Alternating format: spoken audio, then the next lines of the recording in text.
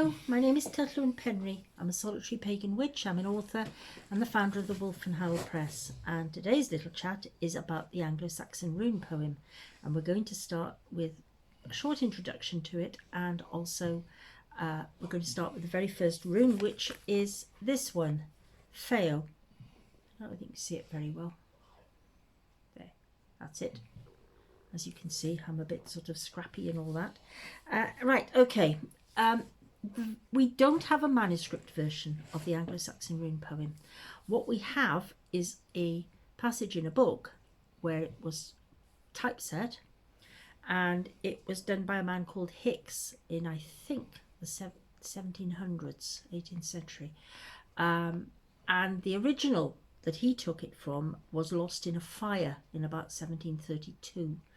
So we are rather stuck. That's all we've got. And it's not ideal, but unless somebody comes up with another copy, and it's always possible they will, they'll find one somewhere, then it's not going to be anything we can do much about. But anyway, the other interesting thing, and something we have to bear in mind, is that the rune poem was not translated because it's not written in English that we can read. It's written in Old English or Anglo-Saxon, and it wasn't translated till 1840 by a man called Kemble. And then there's another quite well-known translation in about 1914, 1915 by a man called Dickens. And what you have to remember is these are over 100 years old. There have been some since, but the problem we have is that they were writing in a very different time too. And nothing is what it seems in the Anglo-Saxon Rune Poem. Everything is layer upon layer upon layer. And you've got to peel them away and see what's there. The person who wrote it never inserted themselves into the text. It's always written in the third person. And that means that because the Mabel, stop snoring, like she's going to take any notice. But it means that we can insert ourselves into the text, and then we leave it, and then we move on, and it's the turn of the next person who encounters it. So it's a very different sounding language. If you begin with Feoh, which is the first rune, Feoh bith frofur firoch gewilchem, shil thea mana gewilch miklen hit dalen, gifi wille for dretna domes leoten. And I translate it as, wealth is a consolation to all creatures. Nevertheless, every man must divide it generously if he wishes to obtain a glorious reputation before his Lord. And if you see me looking over this way, it's simply because I've had to put my laptop up because I don't want to make a mistake when I read it out. It's very hard to memorize it all. Anyway, the thing about this poem is you have to take it apart. A lot of people get very disappointed. They come to it and they say, well, that's just common sense, you know, everybody likes to have wealth. Everybody knows they should give it away. It's a bit like the biblical, you know, sell all you have and follow me sort of thing. Yeah, but it isn't. Again, as I keep reminding you, nothing is what it seems in the Anglo-Saxon Rune Poem. So, if we begin with the first one, Feoh, it's not a terribly common word in Anglo-Saxon, but wealth, it's not a bad one for it. Wealth, it can be, you have to bear in mind that the Anglo-Saxons had lots of words for lots of things, just as we do now, very rich vocabulary. So when they choose a word, you have to bear in mind that they chose this word when they could have chosen something else. They didn't say gold, they didn't say treasure, they said wealth. And it can mean cattle, but obviously it really doesn't make sense if you put cattle into it. But you may find a way that you can actually insert that into the poem and it will make sense to you. That's important to remember too. So, all right, wealth.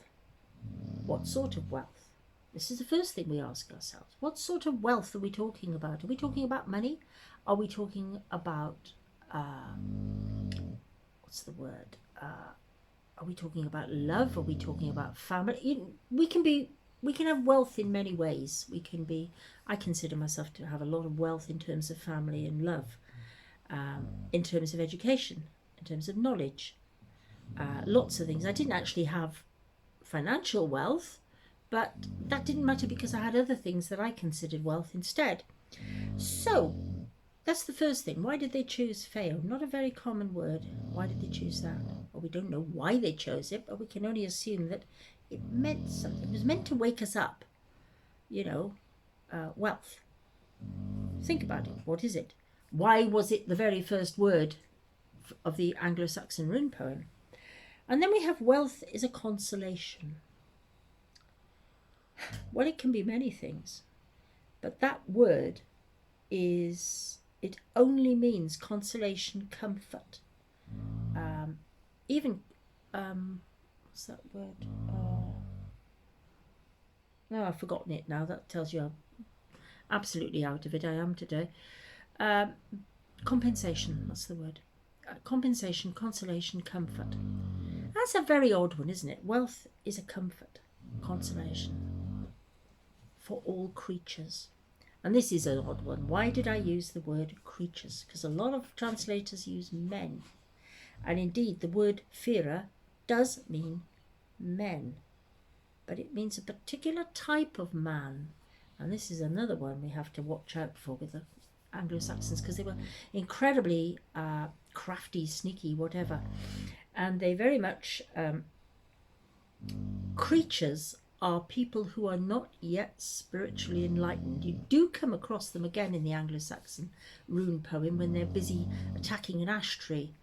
I think that's number 26 in the poem. But there's number 24 has manum, which is men, as we think it, and they have achieved enlightenment in that verse.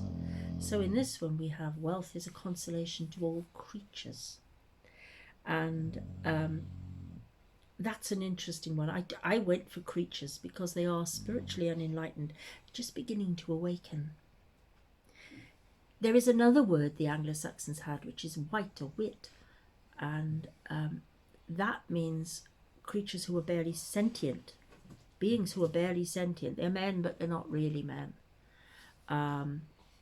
They're zombie-like, if you like. They're absolutely at the bottom rung, but they haven't used that.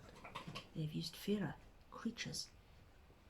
And of course we talk even now about creature comforts, so it's not so far away. You can see where it's coming from.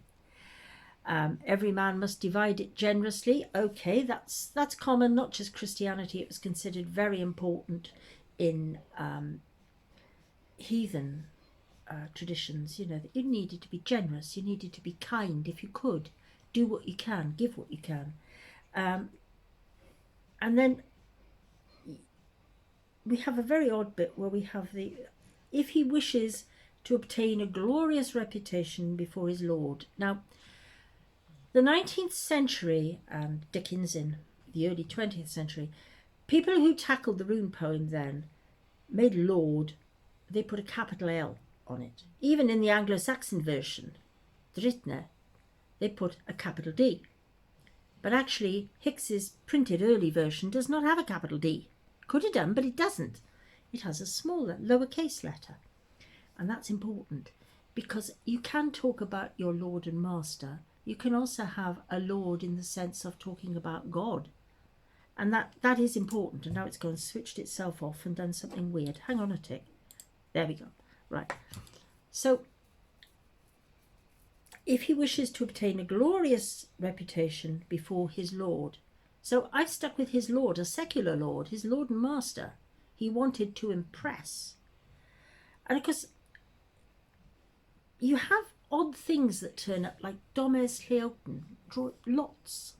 It literally translates as the lots of doom. And there is a translation, Osborne I think it is, it's a 20th century one, where they actually translate it as lots of doom. And nobody's quite sure what they mean by it, but that's how they translate it, quite literally. But I don't think you do always translate literally. I mean, if you called somebody a blackguard, oh, he's a blackguard, he's a rotter, he's horrible.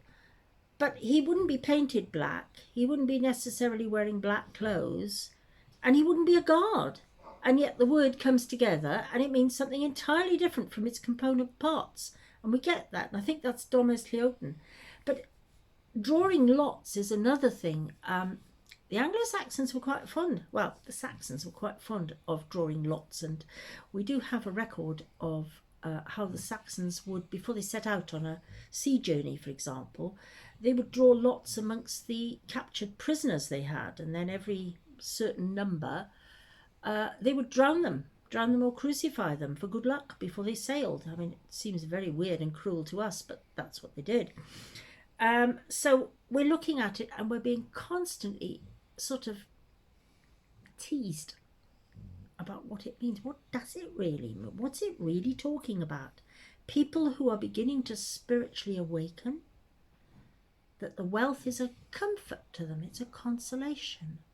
It doesn't mean necessarily when you draw this rune, oh, it means wealth. Oh, there you are, you're going to come into money. Yes, it might do if that's how you're reading it, but the more I got into it, the more peculiar it became. So anyway, look, I've done 11 minutes now, which I think is more than enough. If you would like a little more on this rune, I will do it. Otherwise, we'll move on to the next one. The book has an awful lot more. It's 400 pages. You know, it's quite exhaustive on the runes, over 400. I think it's 420, something like that. But I wanted to give you an idea of how I worked at it and what we came up with. So anyway, I'm going to leave it there. Thank you very, very much for listening, and goodbye. Thank you.